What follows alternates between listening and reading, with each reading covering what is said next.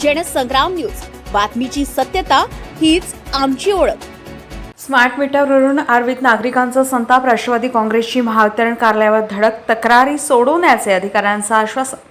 आर्वी शहरामध्ये स्मार्ट मीटरच्या मुद्द्यावरून नागरिकांचा संताप उफाळून आलाय. वाढीव वीज बिल, नागरिकांची संमती न घेता स्मार्ट मीटर बसवणे आणि माहिती न देता मीटर बदलल्याच्या तक्रारीमुळे राष्ट्रवादी काँग्रेस पक्षाच्या अजित पवार गटाने नागरिकांसह थेट महावितरणाच्या कार्यालयावर धडक दिली. आर्वी विधानसभा अध्यक्ष दिलीप पोटफोडे यांच्या नेतृत्वाखाली नागरिक आणि पक्षाचे पदाधिकारी पुलगाव रोडवरील महावितरण कार्यालयात पोहोचले. यावेळी उपविभागीय अभियंता अमित गायकी यांच्यासमोर नागरिकांच्या विरुद्ध तक्रारी मांडण्यात आल्या. स्मार्ट मीटरमुळे वाढीव वीज बिले येत असल्याचा आरोप करत तातडीनं कारवाईची मागणी करण्यात आली.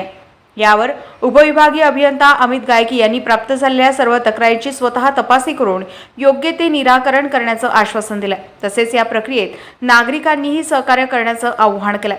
यावेळी दिलीप पोटफोडे यांनी आर्वी शहरातील ज्या नागरिकांना स्मार्ट मीटरबाबत कोणती अडचण किंवा तक्रार असेल त्यांनी राष्ट्रवादी काँग्रेस पक्षाशी संपर्क साधण्याचं आवाहन केलं. या आंदोलनात पक्षाचे पदाधिकारी, कार्यकर्ते आणि मोठ्या संख्येने नागरिक उपस्थित होते. स्मार्ट मीटरचा प्रश्न आता केवळ वीज बिलापुरता मर्यादित राहिलेला नसून तो नागरिकांच्या विश्वासाशी जोडलेला गेला आहे. महावितरण दिलेल्या आश्वासनानुसार कितपत आणि किती लवकर तक्रारीचे निराकरण करते याकडे आता आर्वीकरांचे लक्ष लागले. जनसंग्राम न्यूज वर्धा.